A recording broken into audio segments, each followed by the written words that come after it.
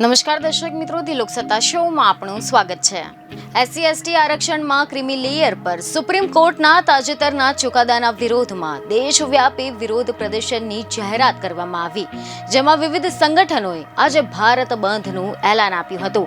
ત્યારે હવે સવાલ એ થઈ રહ્યો છે કે ભારત બંધની જાહેરાત કેમ કરવામાં આવી? સુપ્રીમ કોર્ટનો કયો એવો નિર્ણય છે કે જેને દલિત સંગઠન વિરોધ કરી રહ્યા છે? દલિત સંગઠનોની માંગ શું છે? યુનિયન પબ્લિક સર્વિસ કમિશન એટલે કે યુપીએસસીમાં લેટરલ એન્ટ્રી શા માટે પ્રશ્ન હેઠળ છે? ભારત બંધ દરમિયાન શું ખુલ્લું રહેશે અને શું બંધ રહેશે?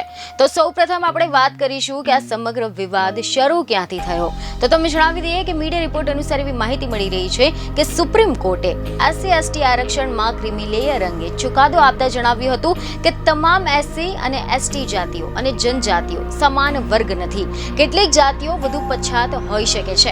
ઉદાહરણ તરીકે ગટર સાફ કરનારા અને વણકર આ બંને જાતિઓ એસસી હેઠળ આવે છે, પરંતુ આ જાતિના લોકો બાકીના લોકો કરતા વધુ પછાત રહે છે।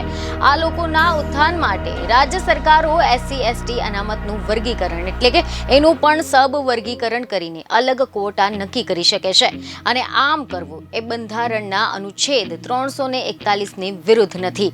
રાજ્ય સરકારો આ નિર્ણય મનસ્વી રીતે લઈ શકે નહીં। આમાં બે શરતો લાગુ પડશે। જો કે કેટલાક એસસી અને એસટી સમુદાયો આ ચુકાદાથી નારાજ થઈ ગયા છે, જેથી ખબરો એવી મળી રહી છે કે સુપ્રીમ કોર્ટના આ નિર્ણયની સામે વિરોધ દર્શાવવા આરક્ષણ બચાવ સંઘર્ષ સમિતિએ 21મી ઓગસ્ટ એટલે કે આજે ભારત બંધની જાહેરાત કરી છે।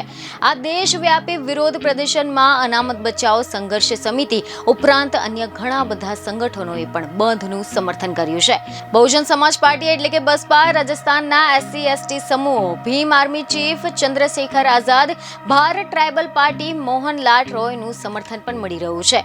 આ ઉપરાંત કોંગ્રેસ સહિત અનેક કેટલી પાર્ટીઓના નેતાઓ પણ આ બંધને સમર્થન આપી રહ્યા છે। ભારત બંધના એલાન પર રાજસ્થાનના અનેક જિલ્લાઓમાં શાળા કોલેજો બંધ રાખવાનો નિર્ણય લેવામાં આવ્યો છે। તો આ સિવાય બિહારમાં પણ ટ્રેન સેવાને અસર થઈ છે। હવે આપણે વાત કરીએ કે ભારત બંધ દરમિયાન શું શું ચાલુ રહેશે અને શું બંધ રહેશે। તો તમે જણાવી દઈએ કે મીડિયા રિપોર્ટ અનુસાર એવી માહિતી મળી રહી છે કે આમ તો ભારત સરકાર દ્વારા આ અંગે કોઈ પણ જાતનું ઓફિશિયલ નોટિફિકેશન જારી કરવામાં આવ્યું નથી, પરંતુ બંધને જોતા કેટલાક સ્થળોએ જાહેર પરિવહન સેવા પ્રભાવિત થઈ શકે છે। તો આ સિવાય એમ્બ્યુલન્સ, હોસ્પિટલ અને મેડિકલ સેવાઓ સહિતની ઇમરજન્સી સેવાઓ ચાલુ રહેશે। સરકારી ઓફિસો, બેંકો, પેટ્રોલ પંપ, શાળા કોલેજોમાં સામાન્ય કામકાજ ચાલુ રહેશે। બીજને ખબરો સાથે ફરી મળીશું। ધન્યવાદ।